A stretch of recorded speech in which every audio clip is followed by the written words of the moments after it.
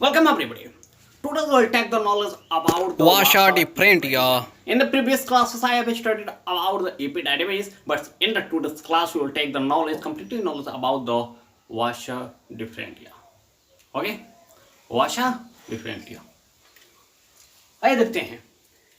जैसे कि आप जानते हैं कि वाशा डिफरेंटिया और इपिडाइडिमिस का फॉर्मेशन जो है अनडिफरेंटिएटेड सेल्स ओल्फियन डक्ट जो फर्स्ट 8 वीक में अनडिफरेंटिएटेड सेल्स ओल्फियन डक्ट होता है, वही ओल्फियन डक्ट से इपिडाइडिमिस और वाशा डिफरेंटिया का फॉर्मेशन होता है। जिसमें आज का हमारा टॉपिक है वाशा डिफरेंटिया। तो आप जानेंगे कि वाशा डिफरेंटिया जो है वो ओल्फियन डक्ट से बनता है। ओके, अब देखिए, आप यहाँ पे टेस्टिस देख पा रहे हैं। आप जानते हैं प्रीवियस क्लासेस में हम आपको बताए थे कि इपिडाइडिमिस में 2 लेयर्स होते हैं। आउटर लेयर जो होता है, इपिडाइडिमिस के आउटर लेयर जो होता है वो pseudo stratified epithelium, inner layer जो होता है वो सर्कुलर स्मूथ मसल्स, और सर्कुलर स्मूथ मसल्स जो है इपिडाइडिमिस के इनर लेयर में होता था, जिसके कारण इपिडाइडिमिस में कॉन्ट्रैक्शन होता था, और उस कॉन्ट्रैक्शन के कारण स्पर्म जो है मूव करता था, और जिससे क्या होता था कि स्पर्म का अपना एनर्जी बचता था। ओके, तो सिमिलरली एज इपिडाइडिमिस में इनर लेयर जो होता है वो circular smooth muscles, outer layer जो होता है pseudo stratified epithelium. Similarly vasa deferentia में भी वही 2 लेयर्स होता है। ओके, और टेस्टिस जो वाशा डिफरेंटिया जो है वो जाकर यूरेटर से वाशा डिफरेंटिया का डिसेंडिंग होता है, और एम्प्यूला में स्वेल पार्ट एम्प्यूला में खुलता है। आफ्टर दैट वो इजेकुलेटरी डक्ट में खुलता है, और इजेकुलेटरी डक्ट से यूरिथेरा में जाता है। ओके, अगर वासा डिफरेंटिया का पार्ट जो है टेस्टिस के आसपास, यानी कहीं भी वासा डिफरेंटिया का अगर छोटा पार्ट कट कर दिया जाए, ओके, छोटा पार्ट वासा डिफरेंटिया का कट कर दिया जाए, तो आप इस टर्म को हम लोग वासेक्टोमी कहते हैं। ओके, अब आप जानते हैं कि जब वासा डिफरेंटिया को जब यहाँ पे कट कर दिया गया है, तो इस टेस्टिस में जो स्पर्म का फॉर्मेशन होता है, वो स्पर्म जो है इस टेस्टिस से वासा डिफरेंटिया में नहीं जा पाएगा, ये तो आप जानते हैं। लेकिन क्या अब सीमेन का इजाकुलेशन होगा या नहीं होगा? अगर वासेक्टोमी कर दिया जाए तो उसके बाद क्या सीमेन का इजाकुलेशन होगा, कि स्पर्म का इजाकुलेशन होगा? आइए देखते हैं। आप ये भी जानते हैं कि 10% जो है 100% सीमेन में 90% फ्लूइड पार्ट और 10% सॉलिड पार्ट होता है। ओके, 90% फ्लूइड पार्ट में सीमेन होता है और 10% सॉलिड पार्ट में स्पर्म होता है।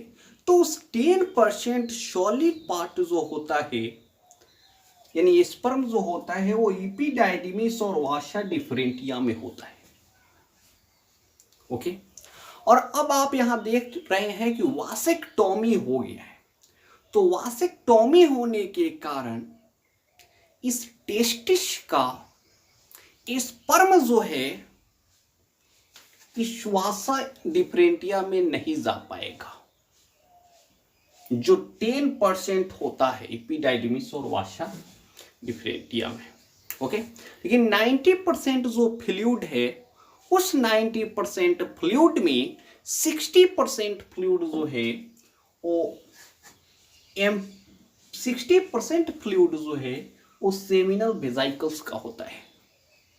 ओके, और 30% फ्लूइड जो है जो यूरिथेरा में होता है वो प्रोस्टेट का होता है, वो प्रोस्टेट का होता है।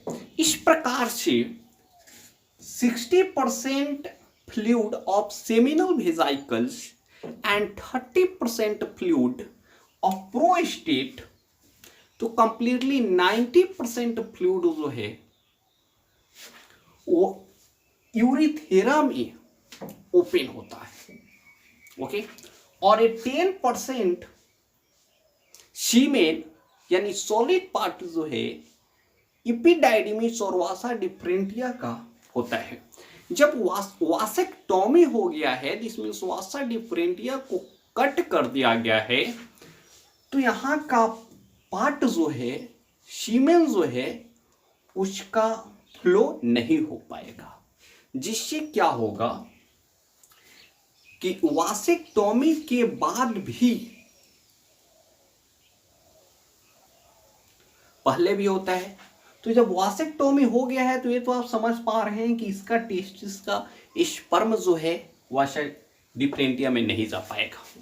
ठीक है, इतना तो आप समझ गए कि वासेक्टोमी होने के कारण टेस्टिस का सॉलिड पार्ट जो है स्पर्म जो है वासा डिफरेंटिया में नहीं जा पाएगा। तो क्या अब सीमेन का भी इजैकुलेशन नहीं होगा? वासेक्टोमी के बाद क्या सीमेन का भी यानी कि फ्लूइड पार्ट का भी इजैकुलेशन नहीं होगा? होगा। कैसे होगा? तो 10% पार्ट ही केवल इपिडाइडिमिस और वासा डिफरेंटिया का होता है।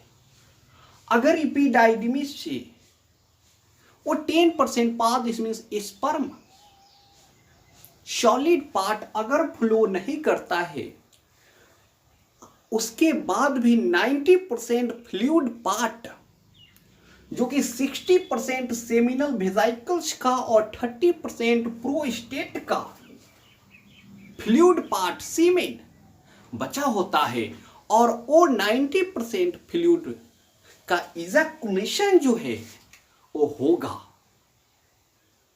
वो 90% फ्लूइड का इजैकुलेशन होगा। लेकिन क्या वेसेक्टोमी के बाद, लेकिन हाँ उसमें स्पर्म का काउंट नहीं होगा, उस फ्लूइड में उस सीमेन में स्पर्म नहीं होगा, सॉलिड पार्ट नहीं होगा, केवल फ्लूइड पार्ट होगा।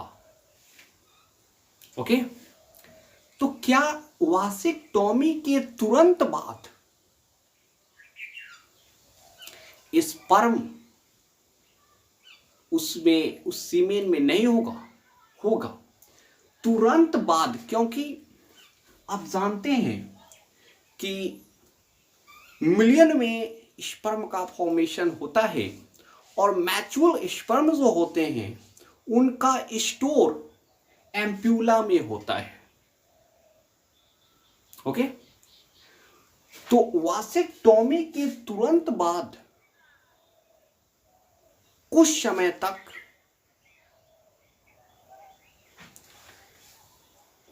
स्पर्म का काउंट जो है उस सीमेन में होगा, लेकिन कुछ दिन के बाद उस सीमेन में केवल फ्लूइड पार्ट होगा, सॉलिड पार्ट नहीं होगा। ओके, लेकिन वासेक्टॉमी के तुरंत बाद जो है उसमें स्पर्म होगा, कुछ दिन बाद जो है उसमें स्पर्म का काउंट नहीं होगा। ओके, समझ पा रहे हैं आप? जी हाँ, थैंक यू।